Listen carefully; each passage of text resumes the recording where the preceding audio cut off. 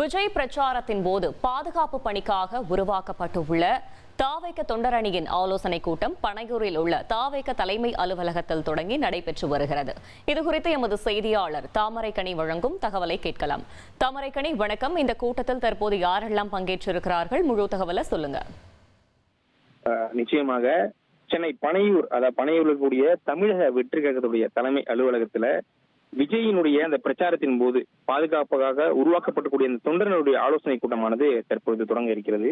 குறிப்பாக ஒரு தொகுதிக்கு 2 பேர் என்கின்ற விதத்துல 234 சட்டமன்ற தொகுதிகளுக்கும் சேர்த்து மொத்தமாக 468 பேர் தேர்வு செய்யப்பட்டு அவர்கள் அனைவருக்குமே அழைப்பானது விடப்பட்டிருக்கிறது. அதாவது ஒரு தொகுதிக்கு ஒரு ஆண் ஒரு பெண் என பிரிக்கப்பட்டு அவர்களுக்கு அழைப்பு விடப்பட்டிருக்கிறது. பெரும்பான்மையான ஆண்கள் தற்போது இந்த கூட்டத்திலே பங்கேற்றிருக்கிறார்கள். வரக்கூடிய, அதாவது கூட்டத்திற்கு வராத பெண்கள் காணொலி காட்சி வாயிலாகவும் அல்லது இருக்கக்கூடிய அந்த நிர்வாகிகளுடைய தலைமை நிர்வாகிகள் மூலமாக அந்த கருத்துக்களை கேட்டனுப்பும் விதமாக இந்த கூட்டமானது நடைபெற இருக்கிறது.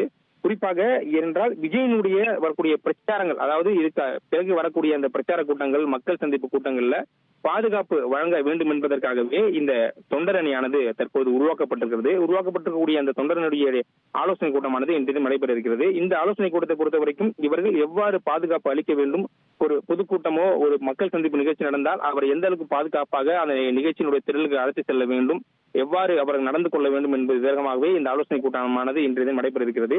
இதில் மேலும் முக்கியமான விஷயமா பார்க்க போவென்றால், இந்த கூட்டத்திற்கு அனுபவம் வாய்ந்த அந்த நிர்வாகிகள் வேண்டும் என்ற அடிப்படையில முன்னாள் ராணுவ வீரர்கள், முன்னாள் காவலர்கள் என உள்ளிட்ட பலர் இந்த அழைப்பானதை விடப்பட்டு அவர்களும் இந்த இடத்துல கலந்து கொண்டிருப்பார்கள் எனவும் எதிர்பார்க்கப்பட்டிருக்கிறது. மேலும் இக்கூட்டத்தின் பொறுத்த வரைக்கும் கட்சியினுடைய பொதுச் செயலாளர் ஆனந்த், அதுபோல ஆதவ் அர்ஜுனா, நிர்மல்குமார் ஆகிய அனைவருமே தலைமை தாங்கி அவர்களுக்கு ஆலோசனையானது வழங்கப்பட இருக்கிறார்கள். தகவல்களுக்கு நன்றி.